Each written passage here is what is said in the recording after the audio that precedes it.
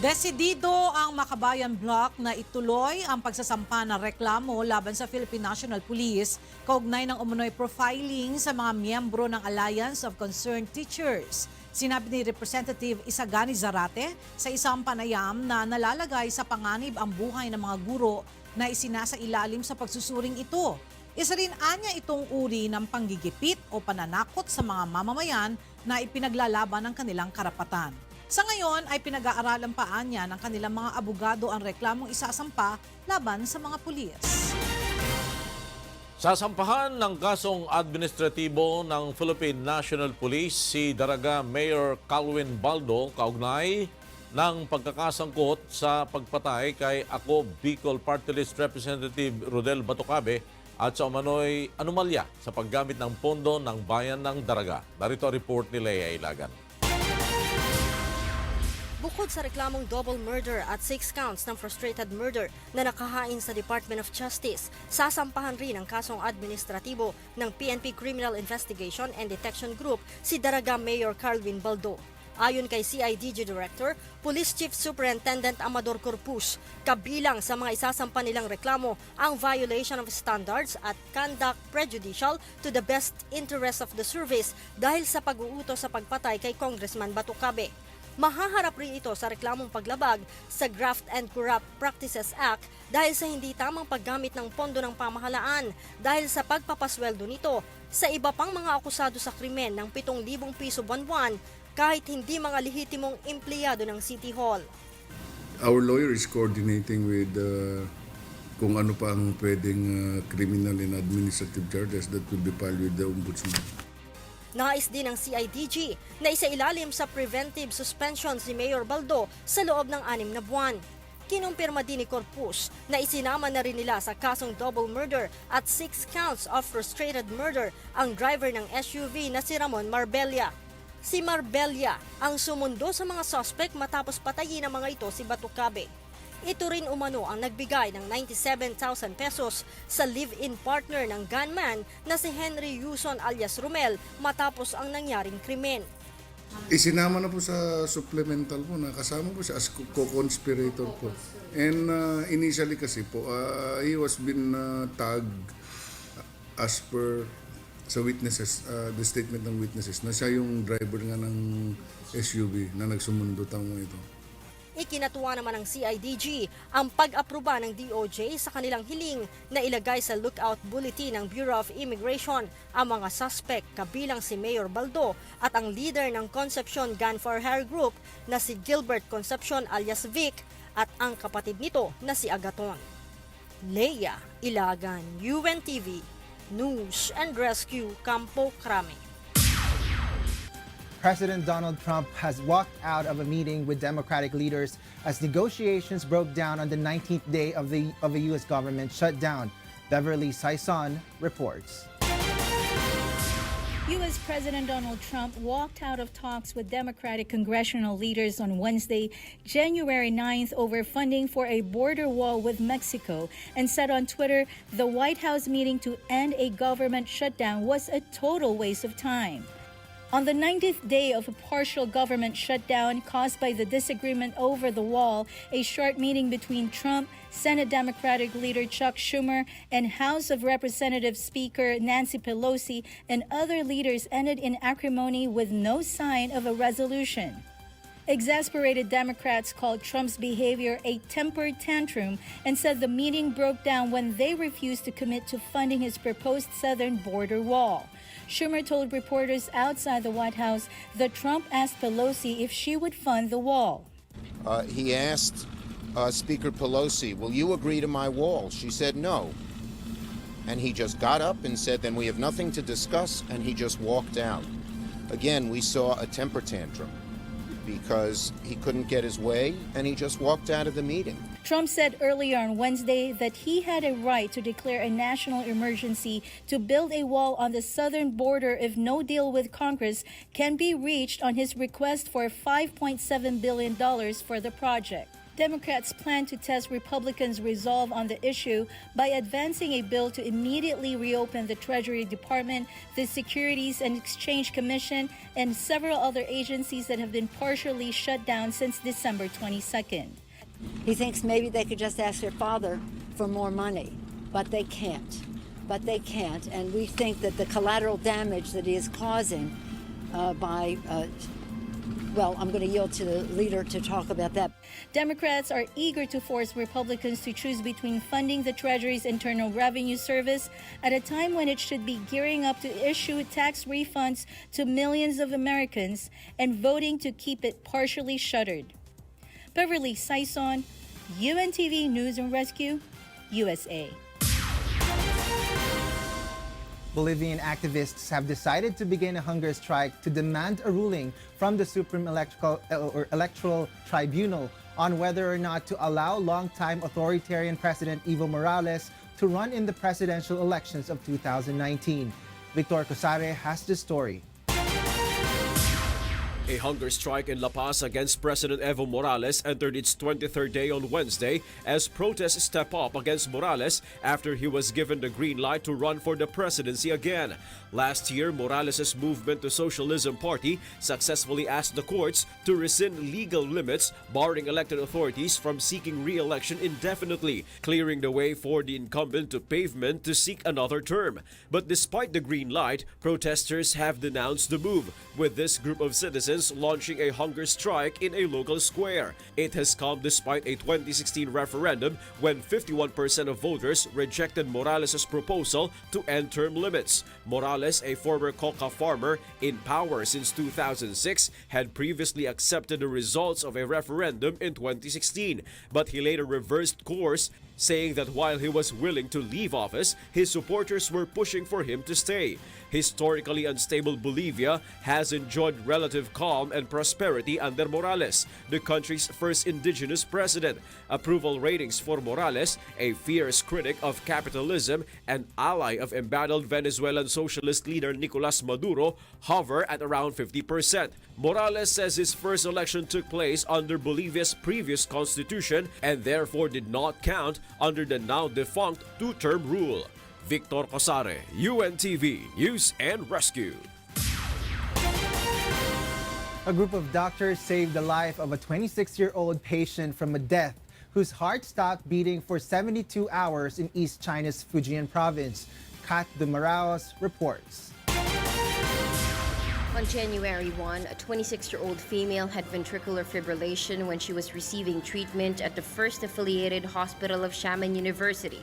Then her heart stopped beating and she lost consciousness. She was diagnosed with myocarditis. Doctors from the emergency department and the extracorporeal membrane oxygenation department tried cardiopulmonary resuscitation for 2 hours but failed. So they transferred the patient into the intensive care unit and used medical devices to perform the functions of her organs. The patient was found to regain some consciousness on the next day. Thanks to the doctor's efforts, her heart started to beat and recovered some functions 72 hours later. The patient's blood pressure, heartbeat, and breath have restored smoothly since Tuesday. She was conscious and had no problem with communication. However, she still needs kidney treatment and treatment for limb functional recovery. Kat de Maraos, UNTV News and Rescue. Nais ng isang turista sa Boracay na sana ay magawan ng paraan ng pamahalaan ang kakulangan ng emergency medical facility sa isla ng Boracay matapos makaranas ng isang medical emergency ang kanyang anak habang nagbabakasyon sa isla. Narito ang ulat ni Vincent Arboleda. Ilang mga residente at turista na nagtungo sa Boracay Island ang nagpahayag ng pagka-alarma sa issue ng kawalan ng maayos na medical facility sa Boracay. Ito ay matapos lumutang ang post sa social media ng isang nagbakasyon sa isla. Sa kanyang post, isinalaysay ng netizen na si Barbie Chan ang health scare na naranasan sa halip na isa sanang masayang pagdiriwang ng pagpapalit ng taon. Madaling araw ng December 30, 2018 nang magkaroon ng mataas na lagnat at magsuka ang kanyang anak. First, my daughter had parang an accident. Parang nabagsakan siya ng something sa head the night before na nagkaroon siya ng fever. Okay, that's the background. That's why we were panicking when we were there dahil nagsusuka siya. dahil kala namin meron siyang concussion. Gabi na sumunod na araw nang dumadala nila ito sa isang private clinic sa isla. Ngunit sa kabila ng pagiging accommodating ng doktor ay wala rin itong masyadong nagawa para sa kanyang anak. Binigyan na lamang ng paracetamol at sponge bath ang bata upang mapababa ang lagnat nito. Inirekomenda rin na dalhin na lamang ito sa ibang ospital upang ma-diagnose ng maayos. Sabi namin, saan ba meron dito? So they were nice enough to bring us nga dun sa AMC dahil yun lang daw yung okay na clinic. And then I asked, wala bang hospital? Wala nga daw. Nasa Kalibo pa daw yung hospital. Kinabukasan pa nadala nila Barbie sa ospital sa Maynila ang kanyang anak sa pamamagitan ng air ambulance.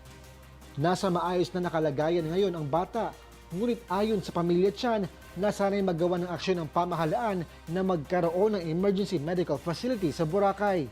I understand na it's an island, diba? So, syempre I was really not expecting na primera klase yung equipment and all. Pero for me, as a mother, yung makita mo yung anak mo na tumitirik yung mata and then hindi alam ang gagawin sa clinic na ang sabi nila is the most complete sa island, talagang sobrang magpapanik ka talaga. Naglabas din ang pahayag ang medical clinic na pinagdalahan ng anak ni Chan at sinabing ginawa rin naman nila ang kanilang makakaya upang matugunan ang pangailangan ng pasyente. Pinuntahan din ng UNTV News and Rescue ang Ciriaco Teral Hospital, ang public hospital na nasa isla ng Boracay upang makuhanan ang pahayag ng pamunuan nito. Wala kaming nakausap na opisyal, ngunit sinamahan kami ng isang staff upang makita ang mga pasilidad nito. Ang Ciriaco Teral Hospital ay may infirmary status pa lamang na may 10-bed capacity at kaya rin tumugon sa mga emergency situations. Gayunpaman, kinakailangan pa rin dalhin sa mga malalaking ospital sa labas ng isla ang isang pasyente na nangangailangan ng komplikadong operasyon at mga eksaminasyon katulad ng MRI para sa isang head injury. Ayon kay Rowan Aguirre, Executive Assistant ng Malay LGU, 2014 pa sinimulan ng renovation ng Ciriaco Teral Hospital. Ngunit hanggang ngayon ay hindi pa rin ito natatapos sa hindi malamang dahilan. Yung hospital na nga yan, yung ongoing na upgrading yan ano pa yan 2014 pa yan hanggang hindi pa rin tapos. Tayong upgrading dapat tapusin as soon as possible at nang maayos naman. Kasi ang hospital kasi hindi under sa LGU yan Yung hospital itself that's being run by the province. Sa milyon-milyong halaga na nakokolekta ng pamahalaan sa isla, ayon kay Ms. Barbie Chan, nararapat lamang na patayuan ito ng pasilidad na makakatugon sa pangailangan medikal, hindi lamang ng mga turista, kundi maging ng mga residente sa isla. Vincent Arboleda, UNTV News and Rescue, Boracay. Isa sa nakikitang dahilan ng matinding pagbaha sa Samar ay ang kakulangan ng mga puno sa kabundukan. Ito ang naging obserbasyon ng Northern Samar Provincial Government Environment and Natural Resources Office. At mula sa Tacloban City, nasa telepono si Archel Egano para sa detalye ng balita. Yes, Archel? Yes, mo pa out the floor, base datos ng Philippine Atmospheric Geophysical and Astronomical Services Administration o PAG-ASA, umabot 438 mm ang amount ng rainfall hadtong December 28, 2018 han paglasorbuhan Bagyo Usman han Northern Samar. Ini kuno in kaparehuan ihap parahan usa ka bulan nga uuran sa probinsya asya nga bumaha iba-iba nga lugar dinhi. Sugad pa man sumala ka Northern Samar Provincial Government Environment and Natural Resources Office ang kakulangan ha mga puno o ang pagkagubahan original nga forest han Samar Island tungod ha padayon nga pagpulod hin mga puno ang siyahan nga rason hin mga pagbaha nga na-eksperyensyahan. Ang isang explanation would be definitely ang forest stand or forest cover ng province hindi na ganong kakapal as compared to years ago. Hindi siya enough para makusyon niya yung amount of rainfall na dumating. Plus, of course, yung Lope de Vega Catarman River watershed is a watershed na sabi pa ng characterization ng DNR is a parang circular shape na watershed. tendency of water is kumbaga mag-ipon doon sa gitna na which is sa catchment na yun, which is in Lope. So kung makikita nyo, napakalaki ng damage doon sa Lope. Kinahanglan po nga 30% han total land area han usa nga lugar in protected forest. Ngan kun mahihimo diri na paglabtan ang original nga mga puno nga nakatanom dinhi. Sumala datos sa Philippine Statistics Authority hadtong 2014 ha 349,800 hectares nga land area han Northern Samar aada 0.25% o 886 hectares nala ang igin ko konsidera nga land with forest growth. Actually, ang puno kasi, pag pinutol mo, mahirap mong ibalik. So kahit, I hate to say, kahit anong gawing reforestation yan, pag hindi maayos at hindi naman inaalagaan, hindi niya kayang palitan yung original na forest. The original forest, as it grows naturally, cannot be mimicked by any man-made initiated na mga reforestation. But then, hindi ko naman sinasabing hindi na mag-reforest. Pwede pa rin. Pero yun na nga, yung pagpakita ng importance ng original forest. Kung ano yung meron dyan sana, i-protecta yun ang original forest. Angay kuno ini nga maging eye-opener ha mga LGU ngan mga barangay nga timang noon ngan hirutan ang atong kalibungan. Barangay na along sa mga mountain edges, pwede nang i-define kung ano yung forest protection area nila. Kasi yan ang magsiserve na natural climate change, disaster risk, initiative o action. Na i-define na talaga yung protection zone. Kasi yung protection zone, hindi lang sa tabi ng dagat o sa tabi ng ilog, kundi yung nasa mountain edges. Para malikayan naman nga maawat ang kinabuhi ngan maapektuhan ang kadam-an ha aton mga kababayan ha pag-abutin maraot nga panahon dako an maibubulighan mahugot nga pagpatuman hinbalaod ha mga no-build zone ha mga igin ko konsiderar nga hazard o danger area. Asya muna itot aton update ni kang didibali kayo Flor. Maraming salamat sa iyo, Archie Ligano, nagulat mula sa Tacloban City. Tukoy na ng Bureau of Fire Protection ang posibleng sanhi ng sunog sa Sacred Heart School sa Lucena City. Narito ang ulat ni Japhet Cablaida.